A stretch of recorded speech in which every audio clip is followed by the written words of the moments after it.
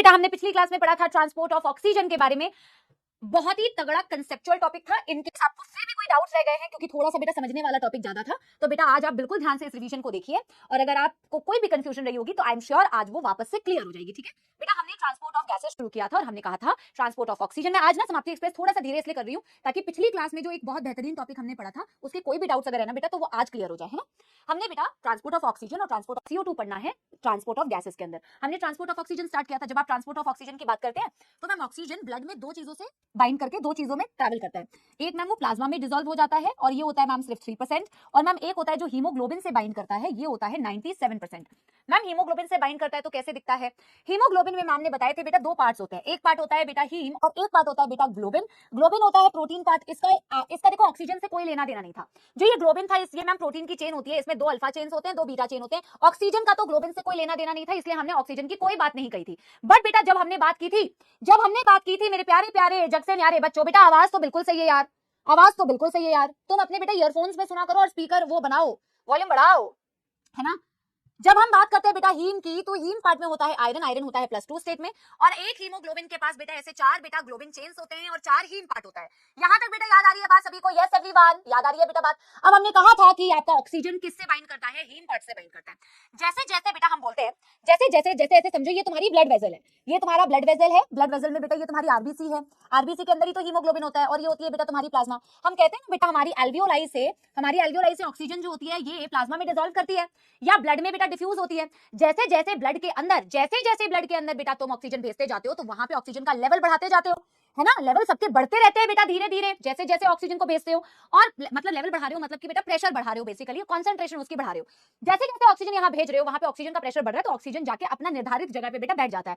Plasma में कुछ percentage resolve हो जाता है, कुछ परसेंटेज जाके हीमोग्लोबिन से बाइंड करता है, जिससे रिलेटेड हमने हीमोग्लोबिन का और ऑक्सीजन का एक ग्राफ पढ़ा था, ऑक्सीजन डिसोसिएशन कर्व। यहां हमने पार्शियल प्रेशर ऑफ ऑक्सीजन लिया था, यहां हमने परसेंटेज सैचुरेशन लिया था हीमोग्लोबिन का विद ऑक्सीजन।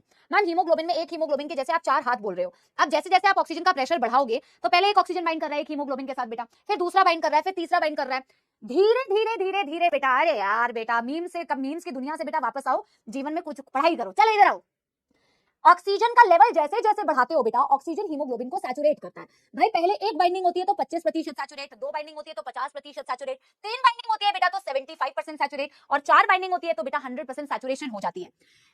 अब इसके बियॉन्ड तो बेटा हीमोग्लोबिन के पास हाथ है नहीं कि वो सैचुरेट होगा। जितना मैक्सिमम सैचुरेट कर सकता था मैं मैक्सिमम सैचुरेट कर गया, मतलब कि पार्शियल प्रेशर बढ़ाते गए तो बेटा परसेंटेज सैचुरेशन बढ़ता गया बढ़ता गया बढ़ता गया, बट एक पॉइंट के बाद आके मैम कांस्टेंट हो जाता है।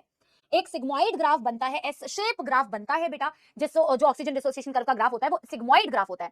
बट बेटा हम कभी भी 100% सैचुरेशन एक्चुअल में अचीव नहीं कर पाते। वो तो हम कह रहे हैं 100% सैचुरेशन है, बट 100% सैचुरेशन कभी भी नहीं होती। और एनसीईआरटी ने बेटा प्रेशर्स भी डिफाइन नहीं किए हैं। वैसे कई जगह पे आप पढ़ोगे 100% सैचुरेशन 100 पार्शियल प्रेशर तो है, but that's also not completely correct, ऐसा नहीं है।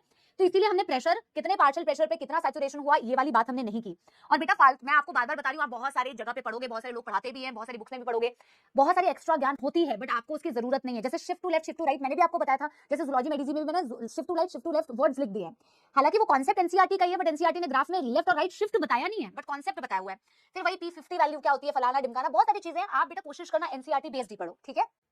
हमने बोला ma'am at a certain partial pressure हो सकता है 25% सैचुरेशन हुआ हो, at a certain partial pressure ma'am यहाँ पे हो सकता है मैम 50% सैचुरेशन हुआ हो, at a certain partial pressure ma'am हो सकता है 75% सैचुरेशन हुआ हो, और at a certain partial pressure ma'am हो सकता है 100% सैचुरेशन हीमोग्लोबिन का हुआ हो, इसीलिए एक सिग्मोइड ग्राफ बनता है ना। थैंक यू चेष्टा बेटा, है ना। तो ऐसे बेटा पार्शियल प्रेशर बढ़ाते रहते हैं तो परसेंटेज सैचुरेशन बढ़ता रहता है, बट एक टाइम के बाद आप उससे ज्यादा सैचुरेशन नहीं देख सकते। यहां तक किसी को भी कोई दुखद समस्या बेटा, यहां तक किसी को भी कोई दुखद समस्या, यार ग्रीन टी नहीं है, ग्रीन टी भिजवा दे। यहां तक बेटा कोई प्रॉब्लम तो नहीं है कि सैचुरेशन कैसे कैसे हो गया है ना।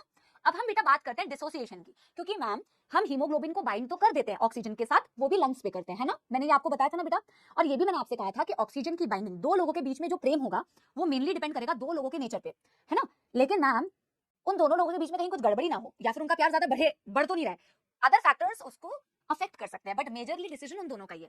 ऑक्सीजन की बाइंडिंग हीमोग्लोबिन से होगी या नहीं वो मेजरली डिसाइड करता है ऑक्सीजन का वहां पे प्रेशर कैसा है। लंग्स में ही ऑक्सीजन बेटा हीमोग्लोबिन से क्यों बाइंड करता है? क्योंकि मैम वहां पे ऑक्सीजन का पार्शियल प्रेशर ज्यादा होता है, और वो फेवरेबल कंडीशन है कि ऑक्सीजन और हीमोग्लोबिन जुड़े। तो मेजरली तो ये डिपेंड करता है कि भैया जिस जगह पे ऑक्सीजन बाइंड कर रहा है या जहां पे बाइंड नहीं कर रहा है, टूट रहा है, वहां पे ऑक्सीजन का पार्शियल प्रेशर कैसा है, वो मेजर फैक्टर है, ये डिसाइड करने वाला फैक्टर कि बाइंडिंग होगी या अनबाइंडिंग होगी, बाइंडिंग होगी या अनबाइंडिंग होगी। तो बेटा एट द लेवल ऑफ बेटा लंग्स, क्योंकि ऑक्सीजन का पार्शियल प्रेशर बहुत ज्यादा होता है, तो ये जो सैचुरेशन आपको दिखती है ये लंग्स में या एल्वियोलाई में दिखती है, और वहां पे आपको ऑलरेडी पता है पार्शियल प्रेशर ऑफ ऑक्सीजन बहुत ज्यादा है। Other factors can affect the binding but majorly decided by this was NEET 2021 या नीट 2022 का क्वेश्चन था। ठीक है, यस एवरीबॉडी, यहां तक तो कोई दिक्कत नहीं है मैम। आगे बताओ मैम, आगे की बात बताओ, बाकी फैक्टर्स के बारे में बाद में बताऊंगी बेटा। फिर मैंने आपको कुछ मैथमेटिकल डेटा बताया था जिससे मुझे ये पता चला था कि आप लोगों की मैथ इतनी स्ट्रांग है कि मैं क्या बताऊं कितनी स्ट्रांग है। आपको मैंने एक यूनिटरी मेथड से कैलकुलेशन करने के लिए बोला था और आपने बेटा इतना मस्त कैलकुलेशन किया था कि मैं क्या बताऊं, है ना। हैप्पी बर्थडे के लिए बेटा बहुत बहुत थैंक यू। जितने भी स्पैमर्स मुझे हैप्पी बर्थडे बोल रहे हैं बेटा, प्लीज गिफ्ट भिजवा दीजिए पीडब्ल्यू के ऑफिस में। आप लोगों का बहुत बहुत शुक्रिया कि आप लोगों ने मुझे इतनी शुभकामनाएं बेटा दी, इतनी स्पैमिंग के रूप में, उसका बहुत बहुत धन्यवाद। मैं बहुत ही खुशी महसूस कर रही हूँ। ठीक है, चलिए वापस आते हैं। तो इतनी अच्छी मैथमेटिक्स जो आपने की थी बेटा, उससे बस मेरे को हार्ट अटैक बस आने ही वाला था, बस आया नहीं बेटा, यहाँ तक आते आते रुक गया बेटा। तो मैं आपको वापस से वो कैलकुलेशन बताती हूँ। हमने पढ़ा था बेटा कि एक हीमोग्लोबिन जो होता है, ये रिवीजन ही चल रहा है बेटा, लास्ट क्लास का रिवीजन। ठीक है, हमने बोला था एक हीमोग्लोबिन जो होता है मैम, वो मैक्सिमम इतना ऑक्सीजन कैरी कर सकता है। एक haemoglobin maximum 1.34 ml oxygen carry कर सकता है। ठीक है, वो इतना ऑक्सीजन कैरी कर सकता है। ठीक है, और बेटा हाँ सुनो सुनो सुनो सुनो, अरे भाई तुम बेटा जेन्युइन बच्चे कहीं ये ना सोचने लग जाए कि मेरा बर्थडे है। मैं तो स्पैमर्स को बोल रही थी बेटा, मेरा बर्थडे नहीं है। मैं तो स्पैमर्स को बोल रही थी, जो स्पैमर्स मेरे को हैप्पी बर्थडे करो उनको थैंक यू बोल रही थी। ठीक है, मेरा बर्थडे नहीं आता, पता करो मेरा बर्थडे कब आता है। ये कोई मेरा बर्थडे थोड़ी आता है भरी भरी गर्मी में बेटा, है पीक समर सीजन में। चलो इधर, वन हीमोग्लोबिन बेटा 1.34 ml ऑक्सीजन को कैरी कर सकता है। और मैम ने कहा था बेटा कि हर 100 ml ब्लड के पास हर 100 ml बेटा ऑक्सीजनेटेड ब्लड जो होता है, ऑक्सीजनेटेड या अभी ऑक्सीजनेटेड होगा वैसे, हर 100 ml ब्लड के पास ना मैम मैक्सिमम, आपने एक एवरेज डेटा जो बताया था, आपने 15 ग्राम हीमोग्लोबिन बताया था। तो मैम अगर 100 ml ब्लड के पास 15 ग्राम हीमोग्लोबिन है, तो मैम 100 ml ब्लड में कितना ऑक्सीजन होगा ये भी बता दो। कितना ऑक्सीजन होगा? जब आपको हीमोग्लोबिन पता है तो आपको ऑक्सीजन भी पता होगा बेटा। 1 ग्राम हीमोग्लोबिन बेटा, एक ग्राम हीमोग्लोबिन बेटा, एक हीमोग्लोबिन बेटा 1 ग्राम लिखा था या 1 हीमोग्लोबिन लिखा था बेटा? 1 ग्राम लिखा होगा ना, आपने लिखा था ना 1 ग्राम हीमोग्लोबिन, या 1 हीमोग्लोबिन लिखा होगा आपने। कैसे लिखा था बेटा? यूनिटरी मेथड लिखा दो, अगर नहीं लिखा है तो इसको बेटा करेक्ट कर लो, 1 ग्राम कर लो अगर आपने 1 ग्राम नहीं लिखा है। ठीक है, तो बेटा कैलकुलेशन सिंपल मैम, 15 ग्राम और 1 ग्राम कैरी कर रहा है 1.34। मुझे लग रहा है तुमने ग्राम लिखा है या नहीं पता नहीं। बस मैम 20 ml ऑक्सीजन कैरी करेगा। क्या इसमें किसी को भी कोई दुखद समस्या कि एवरी 100 ml ऑफ, अब ऑक्सीजनेटेड ब्लड बोल सकते हो क्योंकि अब ऑक्सीजन मिक्स हो चुका है। 1 ग्राम लिखा है ना, चलो ठीक है, मुझे लग रहा था एक हीमोग्लोबिन ना लिख दिया। ठीक है बेटा, 100 ml ऑक्सीजन, 100 ml बोली, 100 ml oxygenated blood, 100 ml oxygenated blood 20 ml oxygen carry कर सकता है। क्या यहां तक किसी को भी बेटा कोई समस्या? मतलब कि बेटा आप वापस से कंसेप्चुअली समझो, क्योंकि तुम्हारी मैथ्स इतनी गंदी थी इसीलिए मुझे ये बताने की जरूरत पड़ रही है, क्योंकि मुझे कॉन्फिडेंस आना चाहिए कि तुम्हें आ गया। हालांकि कमेंट्स में मैंने देखा था तुम लोगों को समझ में तो आ गया, पर मेरी जिम्मेदारी बनती है कि मैं तुम्हें फिर से बेटा ऐसे घुसा के जाऊं कि तुम्हारे दिमाग के अंदर से निकले ना ये वाली बात। ठीक है बेटा, एक बात बता, ये तुमने पल्मोनरी कैपिलरी पढ़ी थी, पल्मोनरी कैपिलरी, ये तुमने पढ़ा पल्मोनरी वेन, और ये तुमने पढ़ा था पल्मोनरी आर्टरी जिससे डीऑक्सीजनेटेड ब्लड आया था। तुमने यहाँ पे बेटा ऑक्सीजन डिफ्यूज किया, अब यहाँ से जाने वाली जो ब्लड है बेटा इसमें अप्रोक्सीमेटली 20, अप्रोक्सीमेट डेटा बोलते हैं बेटा, अप्रोक्सीमेट 20 ml ऑक्सीजन है, इसमें 20 ml ऑक्सीजन है बेटा। ये हार्ट में जाएगा, फिर हार्ट से बेटा आयोटा से होते हुए पूरे बॉडी को डिस्ट्रीब्यूट होगा। मैंने आपको एक ओवरऑल बताया था कि जैसे सपोज बेटा ये ऑक्सीजन 20 ml तो तुमने भर लिया, समझो कि ये तुम्हारी पॉकेट मनी है, हर 100 ml ब्लड के पास 20 ml तुम्हारे पास ऑक्सीजन है। बट मैम इस पॉकेट मनी को हमेशा उतना खर्च थोड़ी करेंगे। जब ये टिश्यू के पास जाता है तो बेटा तुमने टिश्यू में ऐसे पढ़ा था ना, ये टिश्यू में सिस्टमिक कैपिलरी है, ये सिस्टमिक बेटा आर्टरी थी जो इस ऑक्सीजनेटेड ब्लड को लेके आ रही है बेटा टिश्यूज के पास, और ये सिस्टमिक वेन है बेटा। तो जब यहाँ सिस्टमिक कैपिलरी से ऑक्सीजन टिश्यूज को डिफ्यूज होगा, तो क्या मैम ये पूरा का पूरा 20 ml जो आप भर के लेके आए थे 100 ml ब्लड में, क्या ये पूरा का पूरा 20 ml डिफ्यूज कर जाता है? मैम नहीं मैम, डिपेंड करता है कि मुझे कितनी जरूरत है।